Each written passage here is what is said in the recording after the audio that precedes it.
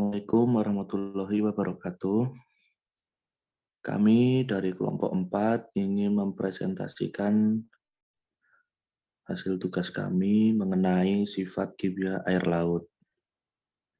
Sebelum itu, izinkan kami memperkenalkan diri anggota dari kelompok kami. Yang pertama adalah Rozaini dengan 3 digit NPM terakhir 061. Yang kedua, Haris Abdullah Sayaf dengan 3 digit NPM terakhir 064. Yang ketiga ada Ibnu Riyadi, saya sendiri, dengan 3 digit NPM terakhir 090. Dan yang terakhir ada Naufal Nur Fauzan dengan 3 digit NPM terakhir 094. Next. Pengertian. Sifat kimia adalah perubahan yang dialami suatu yang membentuk zat baru. Air yang dapat berubah melalui proses persenyawaan dalam air. Sifat kimia air meliputi pH, salinitas, oksigen terlarut, dan nutrien.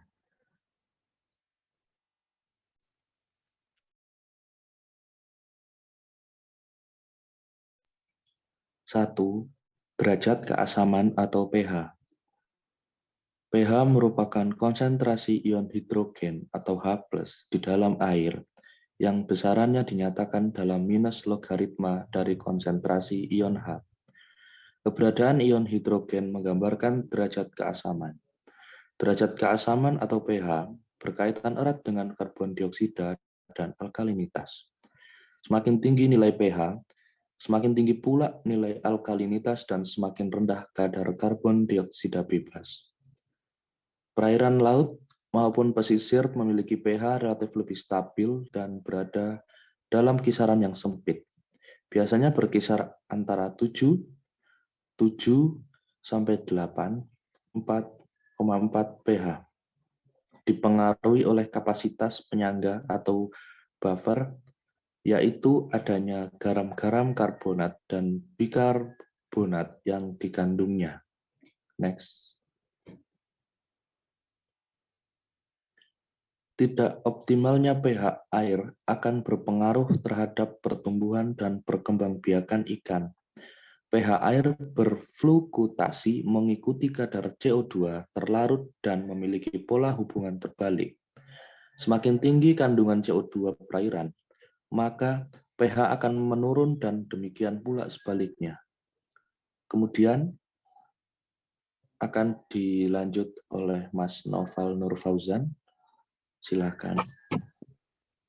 2. Salinitas. Salinitas merupakan parameter yang penting bagi biota laut. Salinitas merupakan kadar garam yang terkandung di perairan. Salinitas di laut umumnya merupakan sejumlah garam terlarut gram dalam 1000 gram air laut.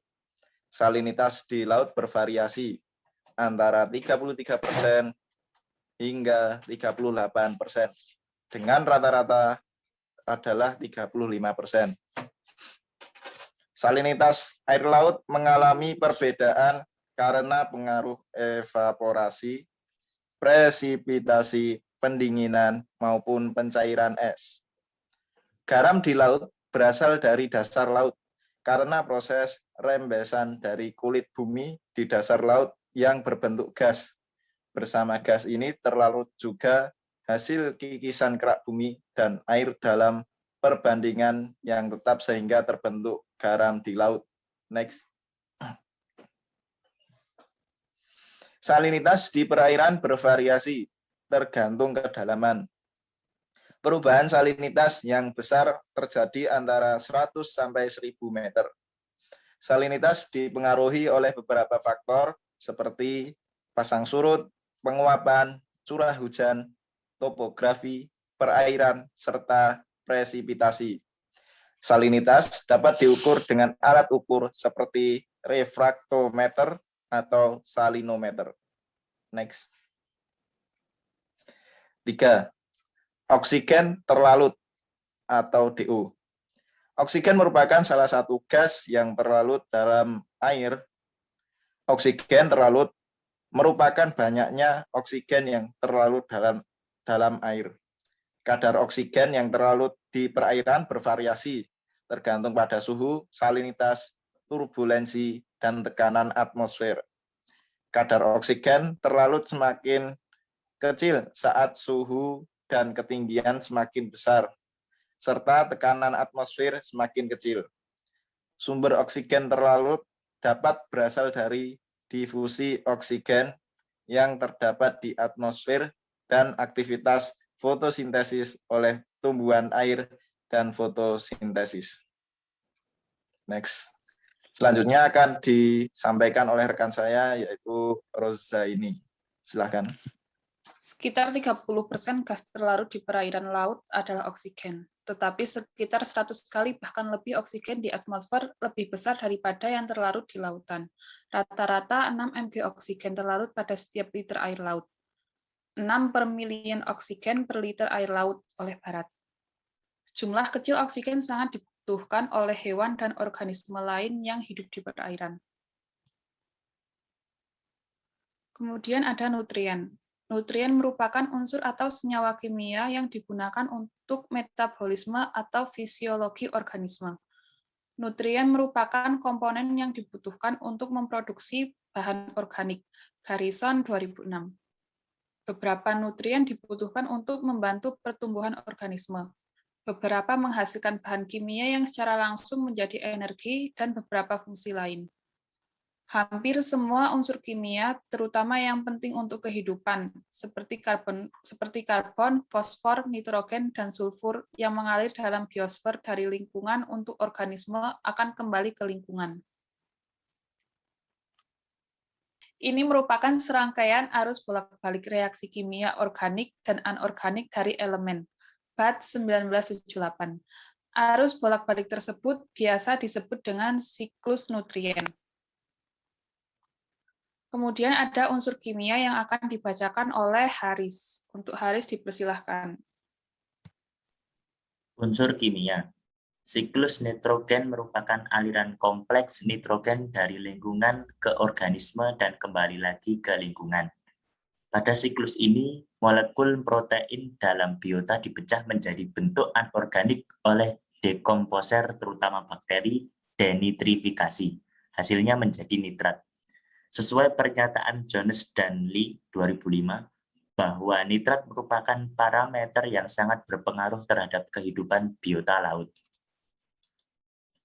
Fosfor merupakan elemen vital pada adenosine trifosfat, diperlukan untuk pertumbuhan dan reproduksi semua organisme. Saat fosfor dipecah oleh bakteri menjadi fosfat, menjadi nutrien yang penting untuk pertumbuhan tanaman. Sulfur dalam perairan merupakan sulfat.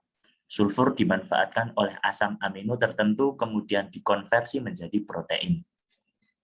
Siklus karbon diawali dengan berpindahnya karbon dari atmosfer karena fotosintesis. Dalam proses fotosintesis, karbon dioksida diserap dan melepaskan oksigen. Karbon dioksida ditarik dari atmosfer kemudian dilarutkan dalam bentuk karbonat dan bikarbonat dalam air, khususnya di laut. Karbonat di laut dikombinasi dengan ion kalsium terlarut dan dengan kondisi sedikit alkalin pH 7,8. Berikut adalah jurnal yang menjadi referensi buat kami. Kemudian selebihnya kami kembalikan ke rekan kami Ibnu Riyadi. Silakan.